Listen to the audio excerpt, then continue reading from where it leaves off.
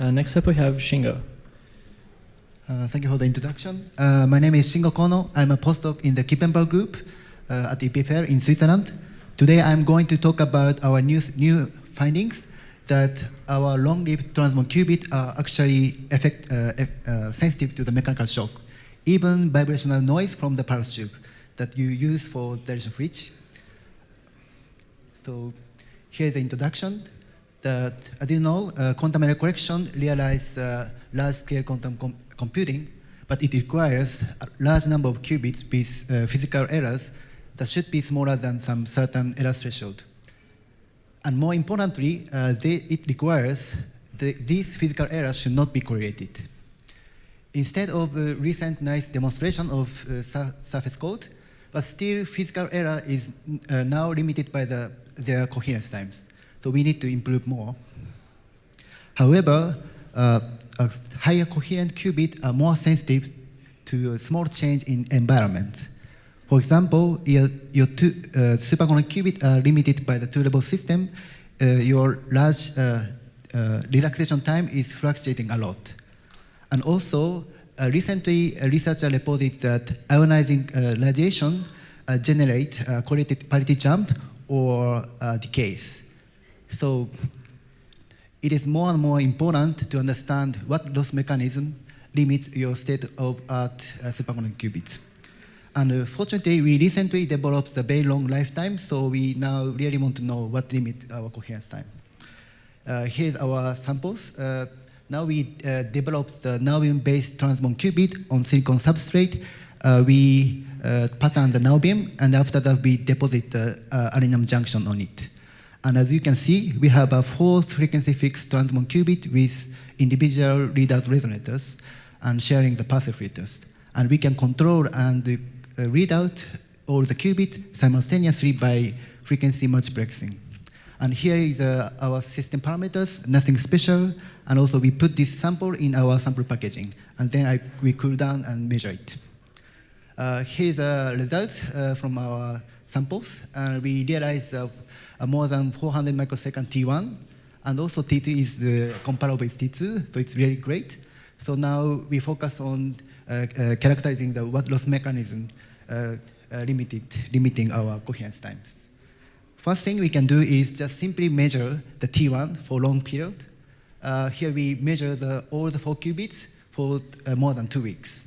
And if you closely read the results, you can see that we have huge fluctuation in the T1. It implies that our higher coherent transmon qubit are limited by the two-level system coupling. So now you see that 2 of qubits are higher coherence, so we now focus on the qubit 0 and qubit 1, which has a high coherence. And next thing we can do is to characterize the residual thermal occupation of the qubits. So to do this, we calibrate the single-shot readout of transmon qubit enabled by the Joseph von Trapping amplifiers. So basically, we prepare the ground state by passively cooling down, and also we prepare the excited state by applying the pipers to corresponding transition. And here we plot the scatter plot of readout signal in a complex plane. And if you project this result in a quadrature, actually we can distinguish all the 3 states nicely. And then after the calibration, we just simply measure this single shot. We simply measure the qubit state in a single shot, and then we just repeat it with the interval of 1 millisecond, sufficiently longer than the T1. And here's the result. As usual, you can see some excitation, but more interestingly, maybe you will see some periodicity in excitation. And if you calculate the PST, power spectrum density, this frequency actually matches the pulse tube. To confirm it, we put accelerometers on top of the fridge, and then we convert the vibrational signal to electrical signals that can be measured by the oscilloscope, and then we measure together. And you clearly see that our qubit is actually synchronized with the vibrational motion, and this harmonic frequency is exactly matches. And also we can try that, we can just switch off the pulse tube, and then we measure the excitation, and then we don't see any significant excitation for our qubit.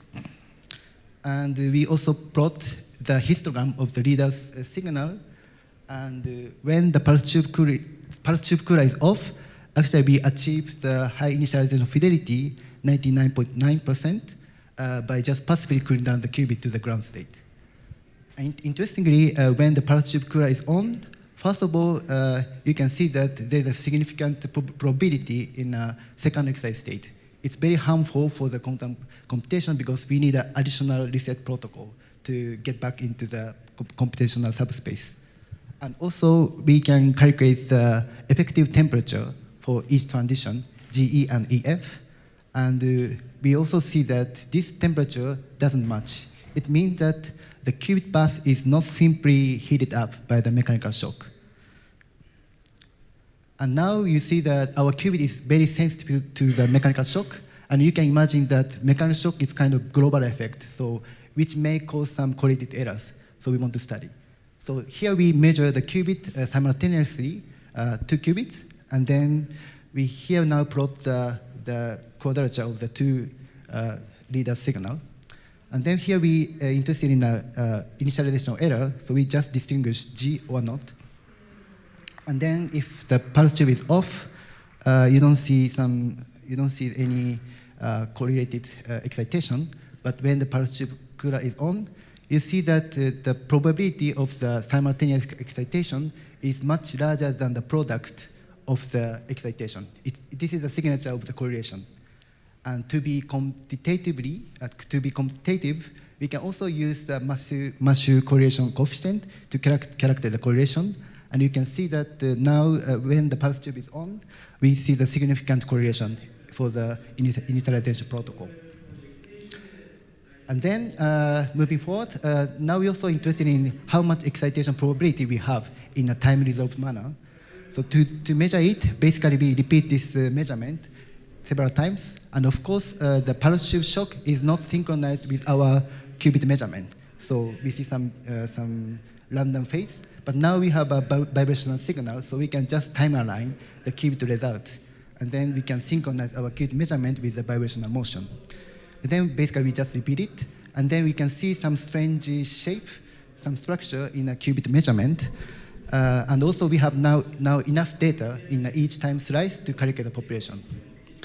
And then now we just average and then calculate the excitation probability together with the vibrational motion.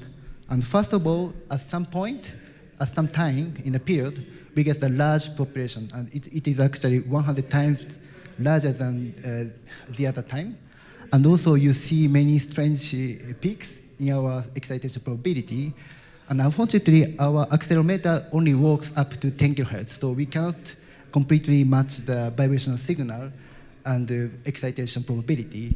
But now we can hear the sounds very sensitively by superconducting qubit. I think it is very cool. And finally, we might think that perhaps the pulse tube generator make a lot of electrical noise, which maybe excite the qubit electrically. So to confirm, here we just put the electromagnet on top of the fridge, and then we make a shock electrically, electrical switch. And then we also synchronize our qubit measurement and vibrational measurement. And here the results. Top figure shows that the vibrational acceleration induced by our mechanical shock. First, we have some impulse shock, and then we see some ring down of the direction fridge. And you can also see that the excitation probability, and actually our qubit is purely excited mechanically. So it's very interesting, and yeah. And this is my summary. I think take-home message is, we observe this kind of strange effect of the pulse tube. So I would like to ask you to check your results, single-shot result, by using the Fourier transform to see your result is correlated to the pulse tube. Also, I also suggest to look at your multiple readout data to see the correlation. And our finding is finally maybe suggest a future possible strategy for quantum error correction. For example, maybe we might need to use some phononic shielded superconducting devices or mechanical shock resilient sample packaging, as well as vibrational free directional refrigerator. And finally, I would like to thank all the circuit team members, including the supervisor Tobias Kippenberg, With this, thank you for your attention. I'm happy to take a question.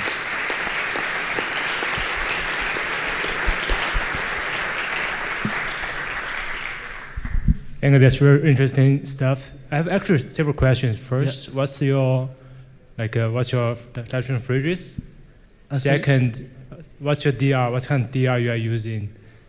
The fridge you are using? We are using the blue hole fridge. Yeah. Oh, okay. And what's your thermalization method of your chip to the sample box? Are you using some grease or are you using G varnish? I think we fix the chips using the varnish. Okay. And then we close. Yeah.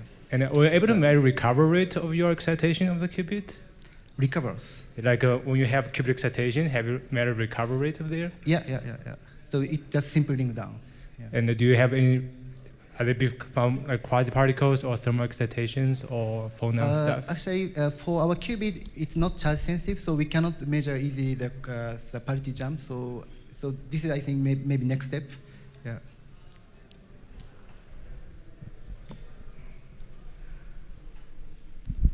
Really interesting work. Have you considered like the triboelectric effect from like the Teflon and the coax cables rubbing on the center conductor, just producing essentially electrical noise that's causing this? Yeah. Actually, it also we consider. So what you're saying is perhaps some vibrational motion increase some noise in a micropath, right? Yeah. This is something that has been seen in semiconductor qubit platforms, and actually, changing the cable type can help with that. Yeah. In our measurement, we actually put some dummy signal in this measurement, and then we measure the transmission and background noise together with this, and actually we don't see any clear background increase in the background noise and some transmission at gigahertz frequency range.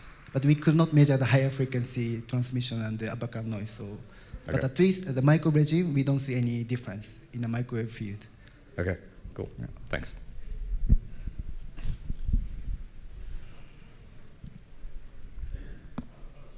Right.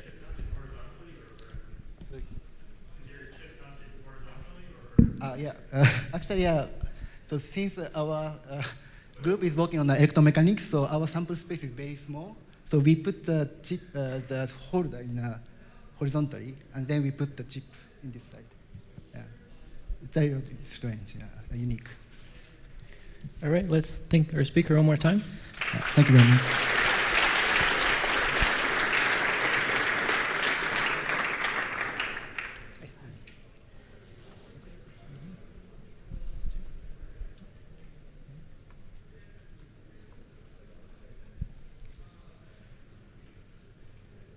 Our next speaker is Jürgen.